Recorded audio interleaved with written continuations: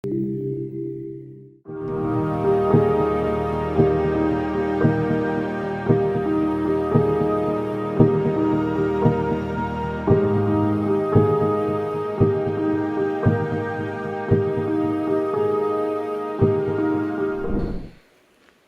que você abra sua Bíblia no livro de 1 Reis, capítulo 19, primeiro verso até o 7. 1 Reis 19, talvez uma das passagens mais conhecidas do Antigo Testamento, experiência do profeta Elias, mas algo de Deus para nós aqui. Esteja atento, não encare esse momento como uma palestra, nem como uma aula, nem como uma exposição bíblica, mas encare esse momento como Deus falando com você. Apesar de mim, apesar da minha voz aqui, mas entenda que Deus sabe a sua necessidade, e essa é a beleza do Evangelho. Esta palavra vai de encontro à sua necessidade, mas tão importante quanto a semente é o solo. Eu posso ter uma semente maravilhosa, se eu colocar em cima da geladeira, nada nasce. Então a mensagem, ela é uma parceria entre Deus falar e você receber. Não tem nenhum pregador no mundo que consiga ministrar a palavra de Deus para um povo que não recebe a palavra. Você pode escutar, ou você pode receber. Amém, meus irmãos queridos? Diz assim a palavra: ora, Acabe contou a Jezabel tudo o que Elias tinha feito, e como havia matado todos aqueles profetas à espada. Por isso, Jezabel mandou um mensageiro a Elias para dizer-lhe: que os deuses me castiguem com todo rigor, acaso amanhã, nesta hora, eu não faça com a sua vida o que você fez com a vida deles. Elias teve medo e fugiu para salvar a vida. Em Berseba de Judá, ele deixou o seu servo e entrou no deserto caminhando um dia. Chegou a um pé de giesta ou zimbro e sentou-se debaixo dele e orou pedindo a morte. E ele diz: já tive o bastante, Senhor, tira a minha vida. Não sou melhor do que os meus antepassados. Depois se deitou debaixo da árvore e dormiu. De repente, o anjo do Senhor tocou nele e disse: levante-se e coma. Elias olhou ao redor e ali junto à sua cabeça havia um pão assado sobre brasas quentes e um jarro de água. Ele comeu, bebeu e deitou-se de novo. E o anjo do Senhor voltou, tocou nele e disse: levante-se e coma, pois a sua viagem será muito longa. Curve a sua cabeça, peça ao Espírito Santo para falar com você. Pai, nós amamos a tua voz, amamos a tua presença. Não há nada e ninguém maior que o Senhor. O Senhor conhece o meu interior, apesar de todas as minhas falhas, apesar de todas as minhas precipitações, apesar de toda a dureza do meu coração. A tua misericórdia, Senhor, é a causa de eu estar em pé. Não é o meu talento, não é a minha inteligência, é a tua bondade, Pai. E nós reverenciamos o teu nome e nós imploramos: o Senhor sabe o meu futuro, o Senhor sabe para onde eu estou indo, o Senhor sabe o que está vindo em minha direção. Então eu imploro, fala conosco, Pai. Fala conosco de um jeito tão claro, tão objetivo, que a minha alma entenda e que eu saia dessa reunião transformado, com direções, com mudanças que a minha alma precisa, em nome de Jesus. Amém. O ápice do ministério do profeta Elias não acontece no capítulo 19 que eu acabei de ler para você. Acontece no capítulo anterior, o capítulo 18. No capítulo 18, você sabe, o profeta Elias é mandado por Deus enfrentar 450 profetas de Baal, servos de um rei chamado Acabe. Deus manda Elias levantar um tempo de justiça, porque em Israel, Acabe como rei havia abandonado o culto ao Deus verdadeiro, e depois de ter se casado com Jezabel, ele trouxe vários outros ídolos para Israel, e Deus manda Elias enfrentá-los. Eles sobem ao Monte Carmelo, e lá no Monte Carmelo, Deus manda Elias propor um desafio, e o desafio era muito simples. Primeiro os profetas de Baal montariam um altar, fariam suas orações ao Deus Baal, e depois Elias faria também a mesma coisa, porém o Deus que derramasse fogo do céu, o Deus que fizesse fogo cair sobre o altar montado, esse era o Deus, ou seria o Deus verdadeiro. Eu sei, você sabe que Baal não existe, mas Satanás existe. E se tem uma coisa que o diabo faz, é tentar imitar aquilo que Deus pode fazer. E sim, o diabo tem poder de gerar sinais. O diabo tem poder de ter manifestações espirituais. E o diabo tem poder de uma ilusão fazer ou simular fogo caindo do céu. Mas naquele dia, Deus fechou o céu. A Bíblia diz que os profetas de Baal começaram a orar ao seu Deus Baal, para que fogo caísse do céu, e não vem nada, não vem manifestação alguma. Baal não se move, porque Deus impediu que os demônios se manifestassem. Deus impediu que o céu se abrisse de alguma forma, e que o inimigo, que é o pai da mentira, causasse alguma ilusão de ótica. E Elias começa a perceber que os profetas estão sendo envergonhados, porque eles oram, clamam, e não há sinal de fogo algum. E aí Elias começa a ficar ousado, e ele começa a brincar, de dizer: olha, falem mais alto, talvez o Baal que vocês adoram esteja dormindo. Olha, falem mais alto, talvez ele esteja passeando por aí.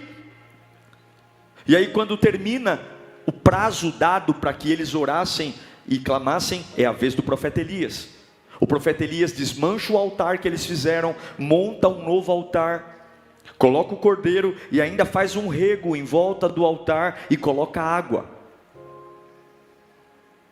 E Elias abre a boca, e quando Elias abre a boca para clamar a Deus, o fogo cai do céu. Surpreendentemente, o fogo cai do céu e consome absolutamente tudo. Consome o animal que estava ali, consome as pedras, consome a madeira e consome a água que estava em volta do altar. Todos os profetas de Baal são mortos. Aquele era um desafio de morte. Acabe é envergonhado. O capítulo 18 é o capítulo do ápice do ministério de Elias. É no capítulo 18 que o ministério dele estoura. Ele ora, o fogo cai do céu e o nome do Senhor é glorificado. O rei Acabe volta para o palácio, e aí começa o capítulo 19. Acabe volta com a memória de que os 450 profetas que serviam a Baal no templo que ele construiu estão mortos. E quando ele chega em casa, ele procura a sua esposa Jezabel para contar o que aconteceu. Meu irmão, Acabe poderia dizer tantas coisas. Acabe poderia dizer: Jezabel, escuta, o Deus de Elias é o Deus verdadeiro. Ele orou, o fogo caiu do céu. Os nossos profetas oraram e não aconteceu nada. Acabe poderia ter dito: ei Jezabel, nós agora vamos voltar a servir ao Deus de Israel, porque está provado, o Deus de Israel é o único Deus. Eu vi com os meus olhos o fogo caindo do céu. Acabe poderia ter falado que ele viu a glória de Deus. Acabe poderia ter falado que ele viu o poder de Deus se manifestar. Mas a única coisa que Acabe conseguiu dizer é que Elias o afrontou. Irmãos, nos nossos dias existe uma manifestação maligna tão diabólica, onde tem tantas pessoas vendo a glória de Deus, tantas pessoas vendo os sinais que Deus é real, mas elas não conseguem reconhecer as manifestações de Deus em nada. Há uma atuação do diabo tão poderosa na cabeça das pessoas. Meu Deus, Acabe acabou de presenciar um avivamento, um milagre, e a única coisa que ele conseguiu sentir foi raiva. A única coisa que ele conseguiu sentir foi ódio. A única coisa que ele conseguiu dizer foi: eu não quero crer nisso, e eu vou lutar contra isso. Quantos de nós, está na nossa cara o amor de Deus, o poder de Deus, que não há outro caminho, que não há outra verdade, mas essa cegueira maligna nos faz não conseguir noticiar o que Deus está fazendo. Essa ação maligna nos paralisa. É triste dizer para você, mas Acabe não consegue falar sobre o que Deus fez. Ele só consegue falar sobre o que afeta ele. Ele só consegue falar de como ele se sentiu. E ele fala para Jezabel, ele inflama a Jezabel. A Jezabel era uma mulher horrível, péssima. Ele inflama Jezabel, e aí Jezabel, inflamada, vendo a fraqueza do marido, Jezabel diz o seguinte: foi Elias que fez isso? Foi Elias que fez isso? Que os deuses façam comigo, se amanhã, a essas horas, Elias não estiver morto. E ela manda mensagens para avisar Elias que ela está pensando em matá-lo. Ela manda mensageiros ir até o profeta Elias e dizer: eu vou acabar com a sua raça, eu vou te matar. Você sabe que Elias é o arqui-inimigo de Jezabel durante toda a história bíblica. Mas tem um detalhe: eles nunca se encontraram. Eles nunca se encontraram pessoalmente. E ainda assim, eles são inimigos. Eles nunca estiveram frente a frente. Mas o que me chama a atenção aqui, fica comigo, é que Jezabel era tão poderosa, não era? Era uma rainha. Ela tem carros, ela tem carruagens, ela tem cavalos, ela tem exército, ela tem palácio, ela tem dinheiro. Por que ela não vai, cara a cara, olhar nos olhos de Elias e dizer para ele: eu vou te matar? Por que ela não vai pessoalmente olhar na cara do profeta Elias e dizer: eu vou acabar com a tua raça? Por quê? Por que ela tem que mandar mensagem? Ela não é a feiticeira? Ela não é a poderosa? Ela não tem autoridade? Sabe por que ela manda mensagem? Sabe por que tramam pelas costas? Sabe por que não tem coragem? Porque o inimigo, por mais fragilizado que você esteja, ele sabe o que você carrega. Eu quero que você entenda: os seus inimigos, por mais que falem de você, por mais que persigam você, jamais terão coragem de te encarar cara a cara, porque eles sabem o que você carrega. A Bíblia diz que Jezabel não tem coragem de encarar Elias, ela o ameaça por mensagem. E eu quero declarar uma coisa: se você é lavado e remido no sangue de Jesus, se um dia você teve um encontro com Deus, se um dia você creu de todo o seu coração que Jesus Cristo é o Senhor da sua vida, você pode até não estar na sua melhor fase, você pode até não estar no seu melhor momento, você pode até estar cambaleando na fé, mas Satanás não tem coragem de olhar nos teus olhos, porque uma vez que você tem um encontro com Cristo, você é marcado pela promessa de Deus. Jezabel tem poder, Jezabel tem exército, Jezabel tem dinheiro, Jezabel faz feitiço, Jezabel adora Azerá, Jezabel adora Baal, mas ela não tem coragem de olhar nos olhos do profeta Elias, porque ela sabe o que Elias carrega. Levanta sua mão para cá. Não tenha medo nos teus piores momentos do que fazem contra você, porque o máximo que eles vão conseguir fazer é mandar uma mensagem, o máximo que eles conseguir fazer é mandar um WhatsApp, o máximo que eles vão conseguir fazer é ficar pelos cantos falando mal. Nos teus olhos não vão ter força para olhar, não vão. Agora tem um detalhe: quando ela manda a mensagem para Elias que vai matar Elias, Elias ouve isso. A única coisa que ela mandou para Elias foi um mensageiro dizer: amanhã eu vou matar você. Ela não fez nada. Ela não levantou uma espada, ela não levantou um escudo, ela não fez nada, ela só mandou uma notícia, uma mensagem. E a Bíblia diz que quando Elias ouve a mensagem que Jezabel pretende matá-lo, ele se paralisa. Não aconteceu nada. Não aconteceu nada. Ele está vivo. Mas um recado. Olha o poder de uma notícia. Olha o poder de uma informação. Olha o poder de um boato. Olha o poder de uma palavra. Ela não fez nada ainda, mas ela disse: eu vou te matar, eu vou acabar com você. E eu me pergunto hoje, quantas pessoas desse culto estão literalmente paralisadas, porque foram ameaçadas, e não aconteceu nada, mas te ameaçaram. Vou acabar com a sua empresa, vou acabar com os seus negócios, vou acabar com a sua família, vou acabar com o seu casamento, vou acabar com a sua reputação, vou acabar com a sua espiritualidade.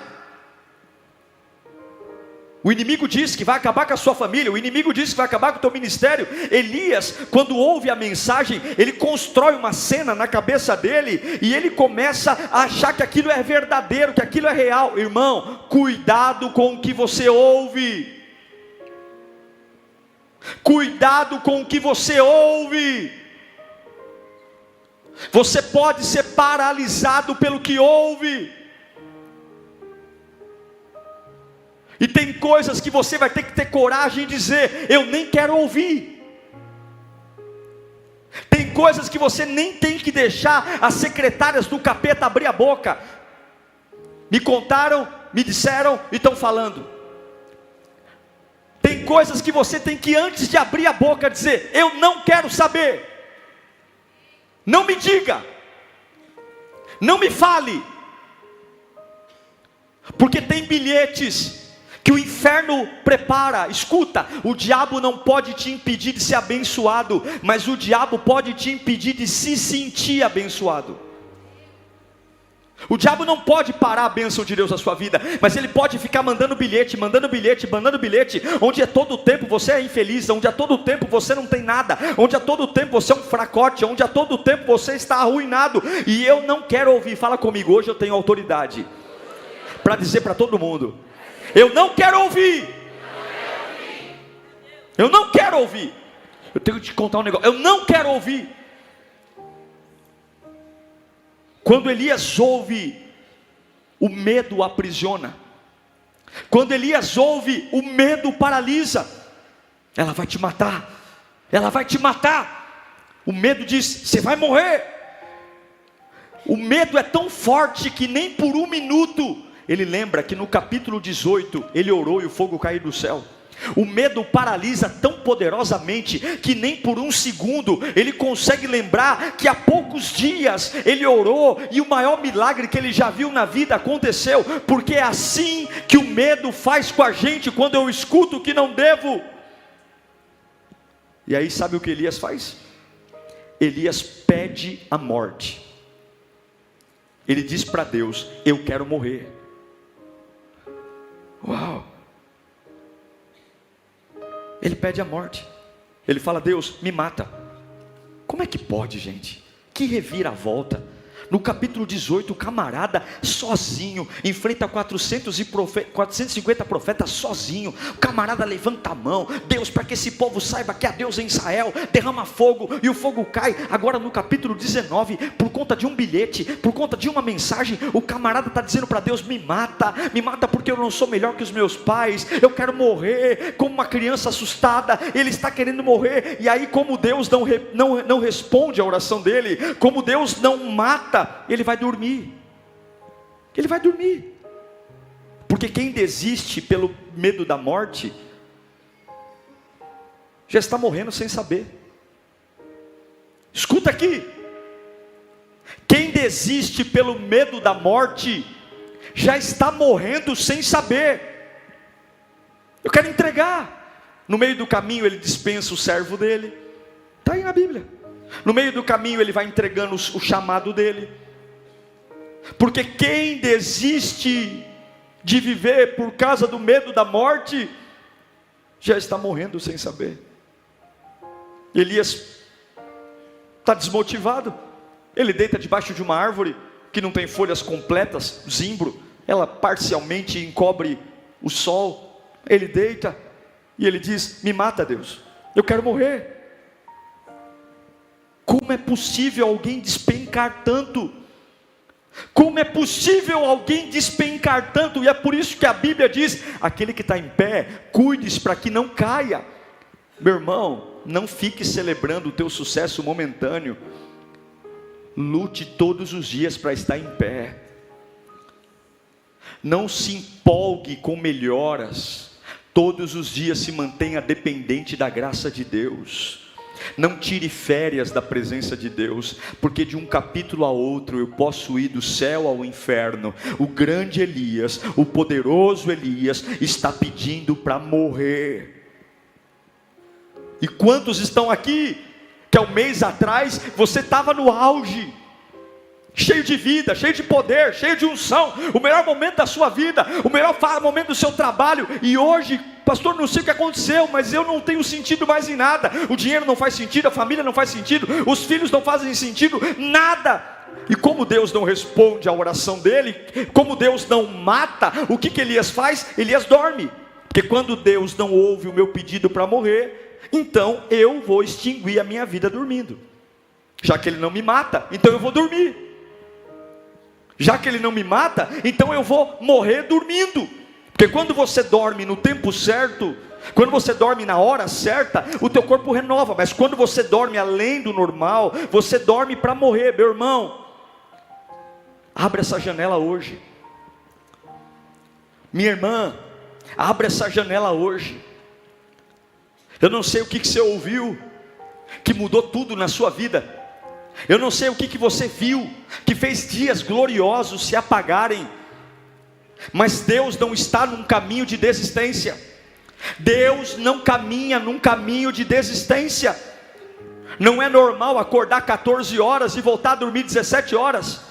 Não é normal acordar cansado, não é normal o relógio despertar e eu permanecer na cama, não é normal eu começar a desfazer de coisas que eu sempre amei, não é normal olhar para aquilo que Deus me deu e começar a banalizar e trocar preço de banana, não é normal pegar a minha família, que eu sei o quanto suou a camisa e não lutar mais por ela, não é normal pegar o meu ministério e jogar fora, não é normal pegar a minha faculdade, que só eu sei, os ônibus que peguei à noite para estudar e de repente nada faz sentido. Tudo porque bilhetes chegaram dizendo que eu vou te matar, que você é burro, que você é improdutivo, que você não serve. Cuidado, porque alguns estão dormindo. Tudo porque tem vontade de morrer. Mas Deus vai quebrar essa cama hoje. Eu vim aqui para declarar que Deus vai quebrar essa cama hoje. Deus vai quebrar essa cama hoje, essa cama de perdição. Deus vai quebrar. A Bíblia diz que quando Elias está ali, o anjo acorda, cutuca ele. O anjo cutuca, acorda Elias, abre o olho. Você pode apertar bem os olhos para não ver o dia nascer, o anjo vai te cutucar. Você pode tomar sonífero, o anjo vai te cutucar. Você pode falar para mim, essa vida não é mais, o anjo vai te cutucar, porque Deus não vai desistir de você. Você pode tentar fugir de tudo quanto for lado, você pode dar desculpa, você pode falar que o reino de Deus não é para você, o anjo vai te cutucar, uma hora Deus vai te pegar dormindo, e o anjo vai te cutucar. Você pode correr para onde você quiser, o teu destino está escrito, o teu destino é ser lavado e remido no sangue de Jesus. Jezabel vai tentar te parar, as más notícias vão tentar te parar, mas o anjo vai te cutucar. Pode pôr fone de ouvido, pode não querer atender o celular, pode bloquear o WhatsApp, eu declaro que o anjo vai te cutucar nesta noite. O anjo entra debaixo do zimbro. Elias está ali, eu quero morrer, eu quero morrer, eu quero morrer. Elias, levanta e come. Quando Elias levanta, a Bíblia diz que tem 2 alimentos lá. Tem uma jarra d'água e tem pão. Jarra d'água aí? Mas tem uma informação que a gente lê e não percebe. E a Bíblia não dá ponto sem nó. A Bíblia diz que havia uma jarra e pão, mas há uma informação sobre o pão. Aquele pão havia sido assado em brasas de fogo. Está no texto. O pão foi assado e cozido em brasa. Vamos pensar aqui. Botija com água, normal. Pão normal. Agora, cozido na brasa. Você não pode esquecer do capítulo 18. Você não pode esquecer, Elias, do que aconteceu com você no capítulo 18. Você está proibido, você está vivendo um mau momento, você está vivendo uma má fase. Você recebeu bilhetes, você recebeu informações que te desestabilizaram. Você está longe da tua melhor performance, você está longe do teu melhor momento. Nem de perto e nem de longe você está parecendo quem você já foi um dia. Mas eu estou trazendo uma comida aqui para lembrar você que esse pão chamuscado na brasa, esse pão está marcado na brasa, não é por acaso não. Esse pão está marcado na brasa para te lembrar do que você jamais deveria esquecer. Porque aquele que começa no fogo, ele é sustentado no fogo, ele é mantido no fogo. E o teu primeiro chamado, aquele que venceu os teus inimigos ontem, está de pé e vai fazer vencer hoje. Levanta a tua mão para cá. Muita coisa está querendo mexer na sua cabeça, muita coisa está querendo deformar você, a tua origem. Você nem se conhece mais, olha no espelho e não sabe quem é, não sabe para onde vai, tua vida está uma bagunça. Você quer ser feliz e não consegue. Deus está dizendo hoje: eu estou trazendo pão, e esse pão está marcado com aquilo que eu já te usei um dia. Eu cravei brasa nesse pão, para te lembrar que um dia você orou e eu já te usei, um dia você orou e eu já fiz milagre, e eu continuo sendo o mesmo. Deus vai mandar pedacinhos de fogo para você, para te lembrar quem você realmente é. Deus vai mandar pedacinhos de fogo no meio dessa semana difícil. Deus vai mandar pedacinhos de fogo no meio dessa crise financeira. Deus vai mandar pedacinhos de fogo no meio desse hospital. Deus vai mandar pedacinhos de fogo no meio dessa crise emocional. Deus vai mandar pedacinhos de fogo para quê? Para quê? Para você lembrar que não é essa dor que vai dar o teu nome, que não é essa fase que vai dar o teu nome. Você continua sendo o proclamador de fogo em Israel. Você continua sendo usado por Deus, e o caminho da desistência não é o caminho de Deus. Eu me recuso a ver gente que nasceu no fogo ir para a geladeira. Eu me recuso a ver pessoas que já choraram na presença de Deus se tornarem críticos ferrenhos da graça do Pai. Eu me recuso a ver pessoas que já se deitaram no chão, tomados pela glória de Deus, gastando o seu tempo com fofoca, mentira. Eu me recuso a ver gente que já viu Deus rasgar o céu, derramar o fogo, inserido numa vida passiva espiritualmente. A Bíblia diz que o anjo cutuca Elias, ele levanta, ele toma água, ele come o pão chamuscado em brasa, mas ele volta a dormir. Esse é um ciclo terrível. A gente vem à igreja, se alimenta, come, e depois que sai da igreja, volta a dormir.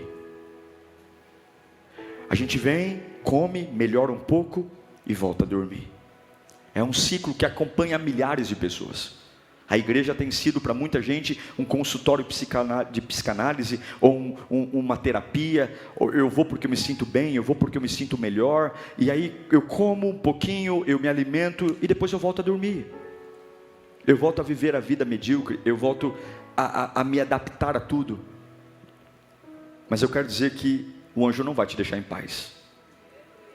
Eu não sei para quem eu estou pregando aqui, mas Deus manda te dizer: hoje você não vai voltar a dormir. Hoje eu vou te cutucar de novo. A Bíblia diz que quando Elias fecha os olhos para dormir, quem aparece de novo?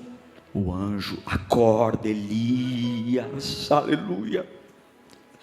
Acorda, porque não vai ser na tua força. Acorda, acorda. Eu não sei para que eu estou pregando aqui, mas eu quero dizer que o anjo não vai deixar você em paz, ainda que você insista a voltar a dormir. Deus vai mandar o seu anjo. O anjo não vai deixar você fora do propósito. O anjo não vai deixar você fora do chamado. O anjo não vai deixar, não.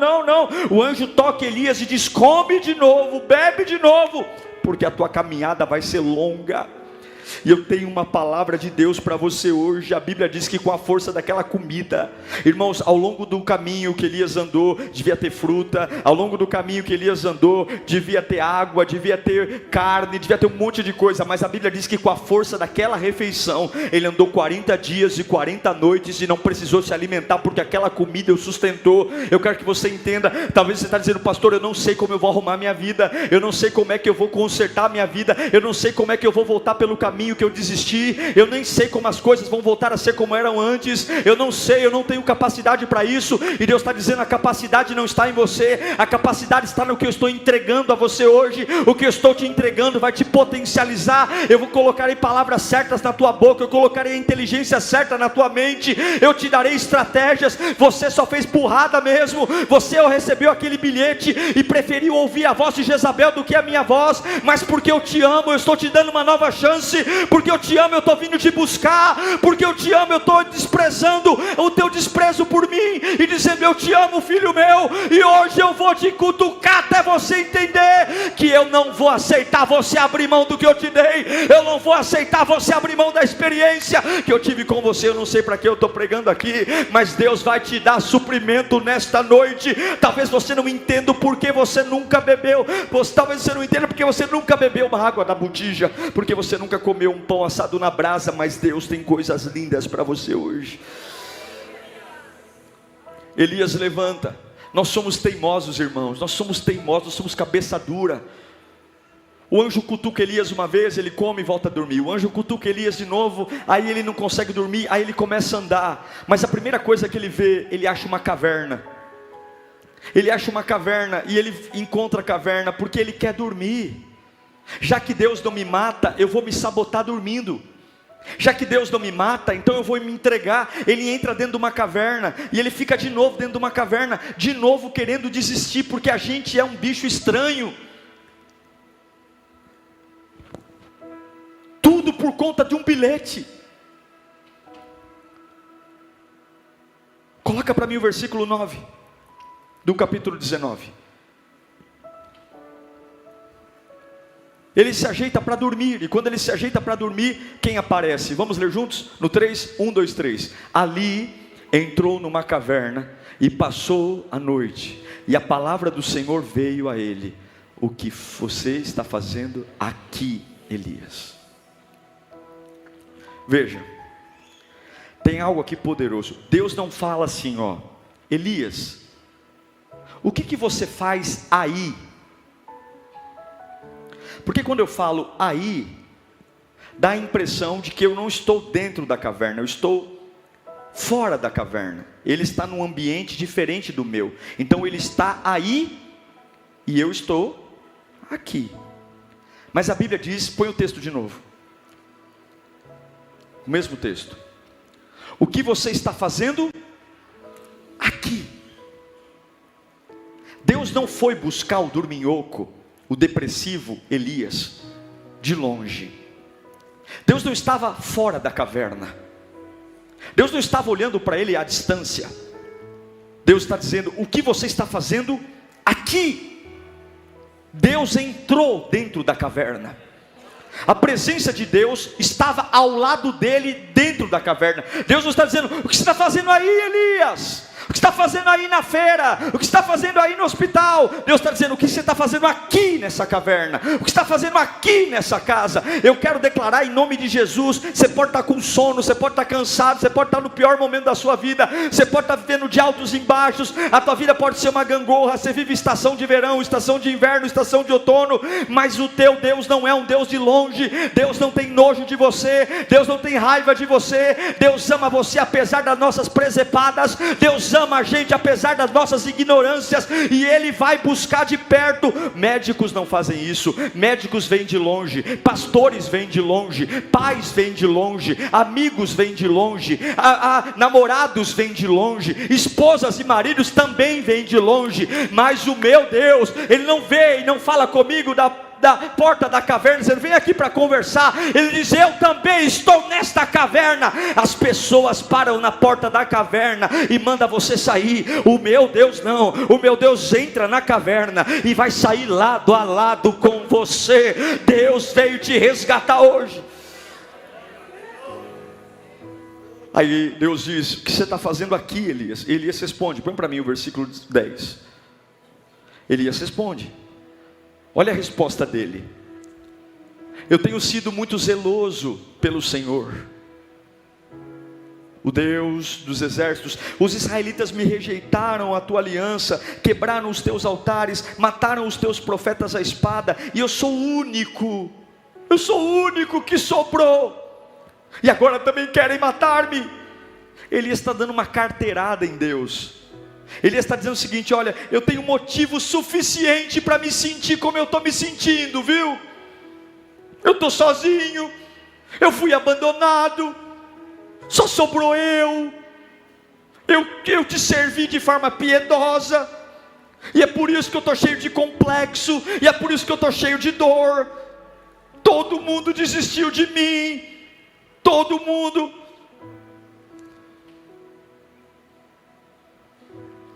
Elias, todo mundo, Elias, todo mundo, Elias. O que você está fazendo aqui, Elias? O que você está fazendo da sua vida, Elias? Deus não entrou na caverna para dialogar com Elias. Deus entrou na caverna para falar com Elias. Quando Elias começa a dialogar, a Bíblia diz que Deus sai da caverna, porque Deus entra na caverna para te buscar, e não para morar com você lá. Quando Elias quer começar a trocar ideia com Deus na caverna, Deus sai, fala: você quer falar comigo? Vai lá para fora, aqui dentro não. Se você quer entender o que eu tenho para você, sai dessa caverna. Eu vim aqui para mostrar meu amor para você, eu vim aqui para mostrar que eu me importo com você, mas eu não vou te pastorear dentro de caverna. Você é muito maior que essa caverna. Eu não vou, você vai sair daí, e a hora que você sair daí eu mostro o meu poder para você. A hora que você sair daí eu mostro a minha glória para você, mas você vai sair dessa caverna. Você não vai ficar nessa caverna, saia dessa caverna. Põe para mim o versículo 11. Deus fala para Elias, o Senhor, versículo 11, o Senhor disse: saia e fique no monte, na presença do Senhor, pois o Senhor vai passar. Eu não vou passar dentro da caverna, eu vou passar fora. Então veio um vento fortíssimo que separou os montes e esmigalhou as rochas diante do Senhor, mas o Senhor não estava no vento. Depois do vento houve um terremoto, mas o Senhor não estava no terremoto. Depois do terremoto houve um fogo, mas o Senhor não estava nele. E depois do fogo houve um murmúrio de uma brisa suave. A presença de Deus provocou vento lá fora da caverna, terremoto, sinais. Sim, a Bíblia diz que Deus não estava no terremoto, não estava no fogo, não estava no vento, estava na brisa. Mas a Bíblia não diz que não era da conexão de Deus, o vento, o terremoto e a brisa. Deus estava mostrando sinais, e a Bíblia diz que Elias estava tão abatido, que ele não consegue se entregar aos sinais. Ele não consegue. O espírito de Jezabel, o espírito de Acabe, de ser negativo em relação à manifestação de Deus, se apoderou dele. Cuidado com quem você ouve, cuidado com os bilhetes que você ouve, porque maldição pode pegar sim. Aquilo que Acabe não conseguiu ver, que foi o fogo de Deus caindo, Elias agora não consegue ver. Elias não se envolve com os sinais. Deus está mostrando para ele: se envolva. E quantos hoje estão sentados aqui, com a vida arrebentada, vazios, vivendo de perfumaria, vivendo de casca, e totalmente indiferentes, distantes dos sinais espirituais, brincando com a vida. A única certeza que eu tenho é que eu vou morrer. A única certeza que eu tenho, não tem mais nenhuma. Não sei nada sobre nada. Quero muito ver minha filha crescer, desenvolver. Eu não tenho essa certeza. Eu não tenho a certeza se o meu apartamento vai ser meu. Eu não tenho a certeza se o carro que eu tenho vai ser meu. Eu não tenho a certeza se o salário que eu ganho hoje, amanhã vai ser meu. Eu não tenho certeza de nada. Eu não sei se eu vou ser o pastor dessa igreja por muito tempo. A única certeza que eu tenho é que eu vou morrer, que uma hora meu coração vai se esgotar, meu pulmão vai parar, minha cabeça não vai funcionar. Projetamos morrer com 90, 80 anos, mas vira e mexe, alguém de 40 morre, alguém de 35 morre. O que eu quero dizer para você é que não dá tempo de ser indiferente com a glória de Deus, porque no fundo a única coisa que deveríamos nos apegar é a eternidade, é saber que a gente pode ter uma boa maquiagem, a gente pode ter um bom patrimônio, a gente pode ter uma boa família, a gente pode ter uma boa viagem, a gente pode ter uma boa igreja, a gente pode ter um bom talento, mas no fundo nós vamos morrer.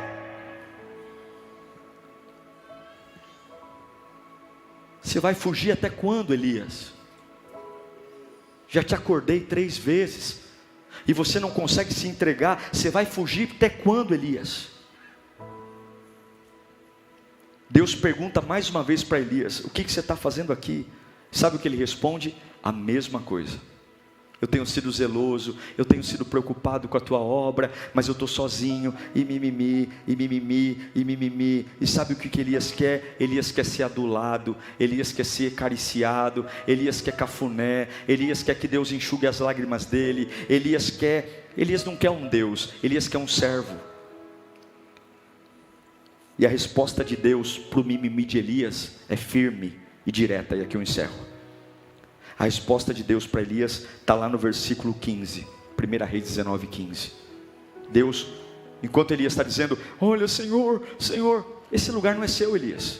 Deus diz: volte pelo caminho por onde você veio. Você escolheu andar por aí, não fui eu não. Então você vai voltar por ele. E vá para o deserto de Damasco. Chegando lá, unja Azael, rei da Síria, unja Jeú, filho de Ninsi, como rei de Israel, e unja Eliseu, filho de Safate, de Abel-Meloá, para suceder você como profeta. Porque no caminho da desistência, Deus vai dizer: vai voltar por esse caminho. Você vai voltar por esse caminho. Você vai voltar pelo caminho que você veio. Você não vê Deus perguntando a opinião de Elias. Você não vê Deus dizendo: o que você acha? Deus está dizendo: volta. Porque quando você não estiver bem, quando você não estiver tranquilo, quando o seu cansaço bater, Deus não vai te dar uma cama para deitar. Deus vai te dar uma missão para você se renovar. Deus vai te dar poder. Retome a sua chamada hoje. Elias estava morrendo, Deus falou para ele: você vai ungir 2 reis e um profeta. Você vai voltar pelo mesmo caminho. Você achou que você ia morrer? Você é do fogo. Você vai voltar, tem 2 reis para você ungir e tem um profeta. Lembra do servo que você deixou pelo caminho? Você abandonou uma pessoa no caminho, né? Eu estou te dando 3 agora. Eu quero declarar que se você voltar, Deus vai triplicar aquilo que você abandonou. Se você voltar pelo caminho que você abandonou, Elias abandonou o seu servo, e Deus fala: volta pelo caminho, você vai ungir 2 reis e vai ungir um profeta, porque eu não desisti de você. Deus vai triplicar a resposta que está na sua mão. Eu não estou aqui fazendo fantoche não, eu não estou aqui fazendo firula não, isso aqui é poder de Deus, é palavra. Se você receber hoje, se você entender que você tem que sair dessa caverna, Deus vai triplicar aquilo que você abandonou, porque as misericórdias do Senhor é a causa de nós não sermos consumidos. Eu encerro dizendo que Deus fala e Elias decide. Elias volta. Ele vive mais 20 anos. E o profeta que queria morrer, o profeta que pediu a morte, não morre. Elias não morreu. A Bíblia diz que Deus os transladou. Uma carruagem de fogo veio buscá-lo. O profeta que pediu a morte viu uma carruagem de como é que começa o ministério de Elias? Fogo. E como é que ele termina o ministério de Elias? Fogo. Uma carruagem de fogo veio buscá-lo. E o homem que pediu a morte, mas teve coragem de voltar pelo caminho que abandonou, Deus devolveu. O ministério de Elias foi marcado pelo fogo. Eu quero dizer que altos e baixos fazem parte da nossa vida. Eu quero dizer que tem altos e baixos que fazem parte, mas tem pessoas esperando o teu ministério voltar a ser aceso, para que o delas também seja. Graças ao ministério de Elias, Eliseu tocou fogo nas suas carruagens de boi, e foi chamado para ser profeta com porção dobrada. Eu não sei para que eu estou pregando aqui, mas Deus manda eu te dizer: é tarde demais para você desistir, é tarde demais para você voltar, é tarde demais para você morrer. Hoje eu vou acordar você, eu vou quebrar essa cama, eu vou cutucar você, você, não tem jeito, você é chamado. É por isso que tantas vezes você é perseguido, é por isso que os bilhetes estão chegando. Mas quem é do fogo não morre na geladeira. Quem é do fogo é do fogo. Quem é do fogo vive o fogo. Quem é do fogo prega com fogo. Quem é do fogo ora com fogo. Quem é do fogo canta com fogo. Quem é do fogo vive no fogo. Quem é com fogo preserva a vida no fogo. Eu não sei para quem eu estou pregando aqui, mas o Espírito Santo vai te achar. Deus vai te achar hoje. Você pode tentar fugir de todos os lados, o Espírito Santo está te achando hoje. Você pode achar que ninguém está vendo. Pastor, eu já joguei tudo para o alto, eu já dispensei meus servos, eu já desfiz minha empresa, eu já desfiz a amizade, eu só quero deitar, eu só quero deitar, eu só quero deitar, eu só quero que a vida passe. O Espírito Santo não vai desistir de você. Você pode não saber o teu valor, mas Deus sabe. Você pode não saber o teu chamado, mas Deus sabe. Ei, vermezinho de Jacó, eu amo você e eu vou te buscar. Ou você fica resistindo ao chamado de Deus. Deus está te chamando, cara. Deus está te chamando. Deus está te chamando. Vem para o meio. Vem viver comigo. Essa vida aí fora não é para você. Essa vida aí fora está te matando. Satanás está mandando vários bilhetes. Olha quem você já foi um dia. Olha o que você já fez, Elias. Olha quem você é hoje. Olha a decadência. Olha tudo que o diabo fez. Eu já usei você, meu filho. Você já viveu coisas lindas na tua família, na tua casa. Mas o bilhete chegou, você ouviu demais o que não devia. Você prestou atenção demais no que não devia. Mas eu vim buscar você. Sai da caverna. Volta pelo caminho de onde você veio. Você nasceu do fogo, vai morrer no fogo. Você não vai terminar na vergonha, você não vai terminar no lixo, você não vai terminar no desprezo, você não vai terminar na chacota, você não vai terminar no abandono, você não vai terminar no vexame. Você começou no fogo, você vai terminar no fogo, e eu vou recuperar você. Eu sei que você não sabe como vai ser, eu sei que você tem dúvidas, porque para você é tudo tão complexo, mas não é problema seu como vai ser. Eu só quero que você volte, eu só quero que você pegue o caminho de volta, eu só quero que você lembre do que eu já fiz. Lembra do pão chamuscado na brasa? Eu tenho fogo de volta para você. Labachuri candelebecai.